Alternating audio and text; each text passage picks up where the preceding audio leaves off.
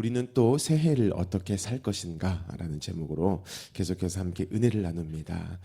이미 새해가 되었습니다. 저와 여러분도 이미 많이 경험하셨겠지만 새해가 되면 많은 사람들이 다짐을 합니다. 그리고 다짐만으로 멈추는 게 아니죠. 그 다짐이 현실이 되도록 애씁니다. 그렇다면 이러한 우리의 다짐이 있고 또 그러한 애씀이 있는데요. 과연 그 다짐과 애씀이 진짜 우리의 현실을 우리 생각대로 이끌어 주는가? 아니죠. 잠언 16장 9절 말씀합니다. 사람이 마음으로 자기의 길을 계획할지라도 그의 걸음을 인도하시는 이는 여호와시니라 라고 말씀합니다. 저와 여러분은 언제나 자기의 길들을 계획해 왔어요. 그리고 연말에는 꼭 느끼죠. 계획대로 된 것이 하나도 없다. 그리고 또 반성합니다. 그리고 또 새해 다짐하고 또 열심을 냈던 그러한 많은 인생들을 살아왔습니다. 우리만이 아니고요. 많은 모든 사람들의 현실입니다. 그렇다면 사람들은 왜 그렇게 할까요? 연말연시만 되면 이렇게 반성이 있고 또 계획하고 이것만 있을까요? 답은 간단합니다. 내가 인생을 살아가는데요. 그 인생을 정말 최고의 인생을 만들고 싶다는 것이죠. 만족스러운 인생을 만들고 싶어서 계획하고 다짐하고 또 열심히 애를 쓴다라는 것입니다. 하지만 인생을 살아온 사람이라면 압니다. 내가 애쓰고 노력을 해도 그게 되어지지 않아요. 내 능력 밖의 일인 것을 언제나 압니다. 그래서 우리가 택하는 방법이 있습니다. 그것을 사사기 2장 13절이 말씀합니다. 곧 그들이 여호와를 버리고 바알과 아스타롯을 섬겼으므로 우상을 숭배하는 것입니다. 내 인생 최고로 살아야 하는데 만족스럽게 살아야 하는데 그 실력이 없어요. 그런데 우상은 그 실력을 가지고 있는 것 같아요. 그래서 우상을 섬깁니다. 바로 다른 사람보다 더 나은 삶을 살기 위해서 능력을 추앙하는 것이죠. 그런데 하나님께서는 이러한 우상 숭배를요 끔찍이도 싫어하십니다. 14절부터 말씀합니다. 여호와께서 이스라엘에게 진노하사 노력하는 자의 손에 넘겨주사 그들이 노력을 당하게 하시며 또 주위에 있는 모든 대적의 손을 팔아 넘기심에 그들이 다시는 대적을 당하지 못하였으며 그들이 어디로 가든지 여호와의 손이 그들에게 재앙을 내리시니 곧 여호와께서 말씀하신 것과 같고 여호와께서 그들에게 맹세하신 것과 같아서 그들의 괴로움이 심하였다라고 말씀합니다. 15절에 보면은요, 이 능력을 숭배하는 자들, 그들의 삶을 실패하게 하셨습니다. 재앙을 내리심으로 그 일을 하시죠. 왜 그렇게 하셨는가? 하나님이 아닌 우상을 섬겼으니까 배신감에 의해서 벌을 내리신 것일까? 그렇지 않습니다. 15절을 다시 읽겠습니다. 그들이 어디로 가든지 여호와의 손이 그들에게 재앙을 내리시니 곧 여호와께서 말씀하신 것과 같고 여호와께서 그들에게 맹세하신 것과 같아서 그들의 괴로움이 심하였다라고 말씀합니다. 이 재앙의 이유가요, 말씀 때문이라고 기록합니다. 우상 숭배하지 말랐는데 했어요. 그래서 벌을 내리신 것이 아닙니다. 더 큰 의미가 있습니다. 이 재앙의 목적은요, 벌을 주기까지 해서 말씀 안에 두는 것입니다. 말씀대로 행하신다는 것, 하나님은 말씀대로 일을 여전히 하신다는 것을 우리로 알게 하시는 것이에요. 그래서 재앙까지라도 주시는 겁니다. 바로 하나님은 말씀대로 행하시는 것을 포기하실 수 없는 분이다. 신실하신 분이시다. 그런데 그것을 우리로 하여금 모를 수 없도록 반드시 알도록 바로 이 재앙까지를 주신다라는 것이죠. 사랑하는 성도 여러분, 하나님은요, 말씀대로 하십니다. 우리가 때로는 그것을 못 지켜요. 그래서 벌을 받더라도요, 하나님은 하나님의 계획대로의 일들을 해 가시는 것입니다. 그렇게 하나님은 고집스럽게 말씀대로의 일들을 해 가세요. 목적이 있다라는 것이죠. 바로 저와 여러분에게 믿음을 주시려는 것입니다. 우리 하나님은 믿을 만한 분이구나. 우리 하나님은 신실하신 분이구나. 이것을 뼈저리게 알게 하시고요. 그로 말미암아서 하나님을 믿게 하시려는 그 의도, 그것 때문에 하나님은 고집스럽게 말씀대로 행하십니다. 그렇기 때문에 저와 여러분은 이 하나님의 신실하심을요, 알아야만 합니다. 사랑하는 자녀이지만 재앙까지 내려요. 그 일을 통해서 나는 신실하신 하나님이다. 나는 여전히 말씀대로, 나는 그것들만 그 말씀만 너희 삶 가운데 이룰 거야. 이것을 고집하신 하나님, 그 하나님을 알아야 해요. 그 하나님의 신실하심을 알아야 해요. 하지만 그것을 모르게 되면은요, 저와 여러분은 반드시 하나님을 도구로서 여길 뿐입니다. 이 세상 살 때 내 인생 최고로 만들어야 되잖아요. 만족스럽지 않는 삶을 원하는 사람 한 명도 없습니다. 모두가 다 만족스럽기를 원하고 또 남에게 인정받기를 원하고, 그래서 내 인생에 다 열심을 내는데 실력이 없어서 우상 숭배를 하죠. 그런데 하나님의 신실하심을 모르면, 하나님이 믿음직한 분이라는 걸 모르면 그 하나님을 우상으로 바꿔버리고요, 우리가 그 하나님을 도구로 써버린다는 겁니다. 하나님의 능력만을 가져다가 써버리는 우리의 인생이 되어지는 것이죠. 하지만 이처럼 하나님의 신실하심을 우리가 알게 되면은 우리의 목적이 이제는 하나님이 됩니다. 그리고 그 안에서요, 내 인생을 최고로 살게 하시는 하나님이 보여지기 시작하는 것이죠. 하나님은 여전하십니다. 우리도 우리의 인생에 대한 관심과 열심은 여전한데요, 신실하신 하나님을 알게 되면 인생에 대한 해석이 완전히 달라지는 것입니다. 이 얼마나 기쁜 소식인가요? 내 인생을 살아요. 그런데 내 힘으로 안 돼요. 그래서 좀 말씀을 지켜볼까? 그랬더니 어떤 인생의 문제가 좀 해결되어져요. 이것이 있습니다. 이런 인생이 있습니다. 그런데 그게 아니고 내 인생 자체가요, 하나님께 속해버렸어요. 하나님의 말씀대로 일들이 계속 되어져요. 제가 전자, 후자, 이것을 여러분에게 이렇게 드리면 여러분 무엇을 선택하실 겁니까? 당연히 후자입니다. 여러분, 전자는요, 고아예요. 후자는 자녀입니다. 고아와 자녀의 차이가 무엇인가? 고아는 그 인생을 알아서 살아가야 해요. 돌봐줄 보호자 없습니다. 그렇기 때문에 언제나 눈칫밥을 먹습니다. 빼앗길까 두려워요. 나 외에 내 주변에 있는 사람들은요, 내 인생에 대해 다 적일 뿐입니다. 하지만 자녀는요, 그 인생을 책임지시는 분이 분명하시죠. 아버지이십니다. 그래서 자녀는요, 집 냉장고를 확확 엽니다. 먹고 싶은 것을 언제나 열어서 먹어도 됩니다. 먹어도 되는 확신이 있기 때문에 그래요. 또 음식이 떨어지면은요, 또 채워지겠지. 이러한 또 확신, 이 믿음이 있습니다.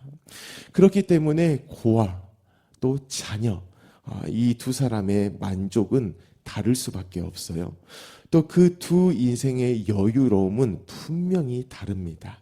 그 인생의 크기가 완전히 다르다는 것이죠. 그렇기 때문에 하나님께서는요, 저와 여러분을 고아의 삶, 이것을 살도록 두실 수 없습니다. 너희는 나의 자녀야. 너희는 그렇게 냉장고문 확확 열어도 돼. 너희는 나의 신실함 때문에 그렇게 풍성히 누려도 돼. 이것을 알게 하시려고 한 가지의 일을 하셨습니다. 로마서 5장 10절입니다. 곧 우리가 원수 되었을 때에 그의 아들의 죽으심으로 말미암아 하나님과 화목하게 되었은즉 화목하게 된 자로서는 더욱 그의 살아나심으로 말미암아 구원을 받을 것이니라. 아멘. 원수였대요. 하나님 없는 자예요. 고아입니다. 그런데 그런 고아의 상태인 때에 예수를 죽이셔가지고요, 하나님 없음의 인생에서 하나님 있음의 인생, 고아에서 자녀의 인생으로 바꿔주셨습니다. 그것을 화목이라고 표현하고 있습니다. 그리고 그 화목함은요, 이제 예수 때문에, 그 예수님 때문에 저와 여러분으로 하여금 하나님 정도의 책임짐을 받는 인생을 살게 하셨습니다. 그 믿음이 있어요. 그래서 언제나 하나님 앞에 나와서 하나님 말씀대로 일을 내 삶에 이루어 주십시오. 그 말씀 붙들고 지금까지 왔는데 이런 어려움이 있습니다. 단순히 이 어려움만 해결하는 것이 아니라 그 어려움 가운데도 여전히 말씀을 주시고 여전히 하나님의 신실함을 보여주십시오라고 꾸준히 요구해도 된다라는 것입니다.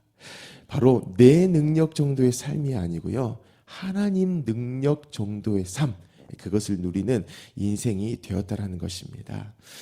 네, 이게 어떻게 가능한가? 예, 하나님으로부터 와버린 믿음 때문에 그래요.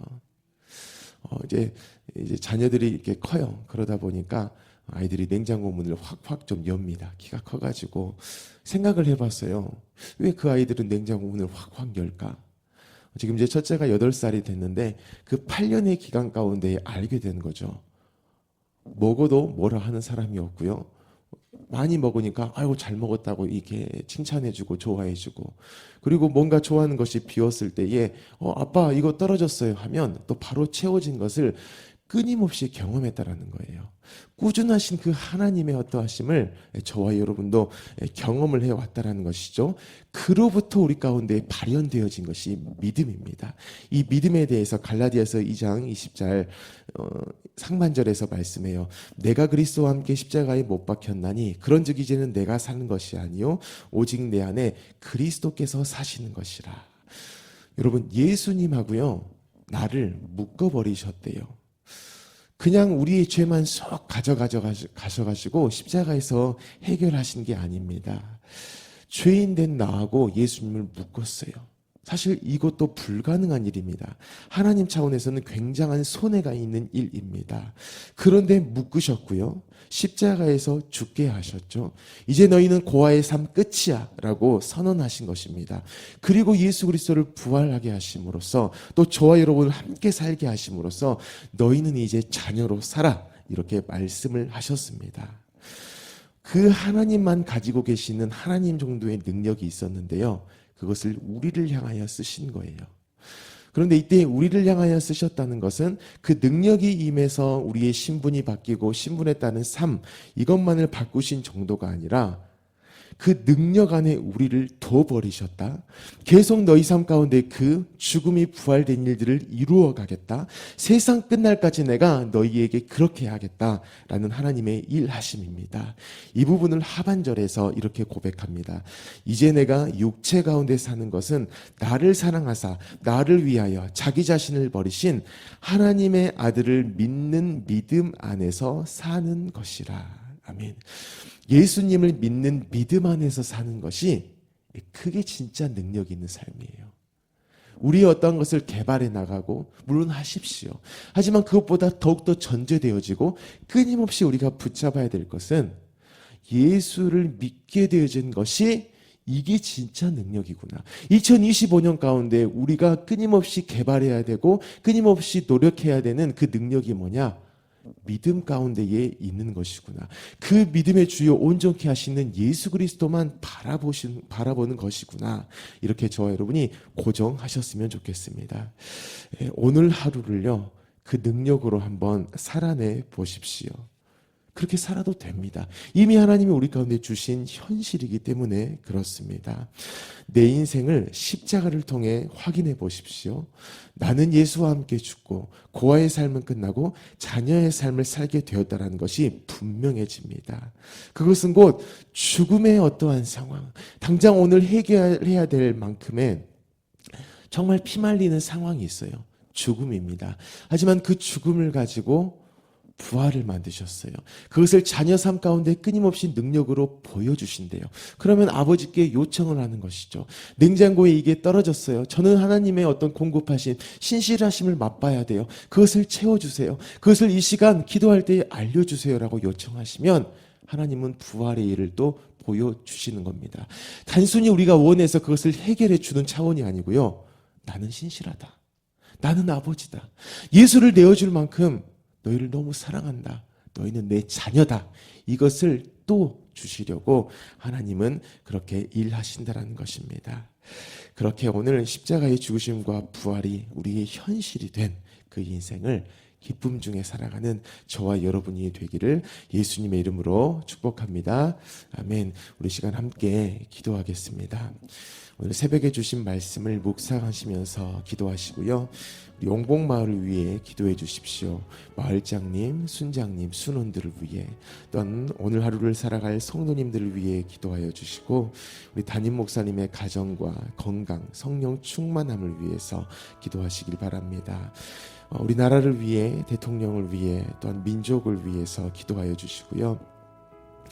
우리 튀르키예 임숙택 선교사님을 위해, 또 견면중앙교회 이기룡 목사님을 위해 기도해 주시고, 우리 광신대학교를 위해 기도하실 때에 우리 호남권에 있는 많은 교회들이 광신대를 위해 기도하고 후원하도록 하나님 은혜를 주십시오라고 기도하시길 바랍니다. 우리 모든 기도 제목을 가지고 함께 기도합니다. 살아계신 하나님 아버지, 너무나 감사합니다. 하나님, 우리는 고아의 삶이 아닙니다. 하나님, 자녀의 삶입니다. 하나님의 신실하심을 여전히 경험하는 인생들입니다. 올 한 해 우리 가운데 필요한 것은 여전한 하나님의 일하심입니다. 그 신실하심입니다. 자녀에게 대해서 언제나 그 일을 해버리시고야만은 나는 신실한 아버지야라고 우리 가운데 또 알려주시는 그 하나님만 우리 가운데 필요합니다. 오늘 하루의 삶 가운데에서도 그것을 경험케 하십시오. 놓여진 인생의 어떤 삶의 문제 가운데에서 하나님의 신실하심을 요청할 때에 하나님은 말씀대로 일을 하십니다. 아버지의 일을 하십니다. 그를 통해서 우리는 하나님의 아버지 되심을 또 고백할 것입니다. 하나님의 믿음을 더욱더 구할 것입니다. 그 일들을 행하여 달라고 요청할 것입니다. 계속해서 그 은혜의 삶을 살아가는 우리 모든 성도들의 삶이 되게 해주십시오.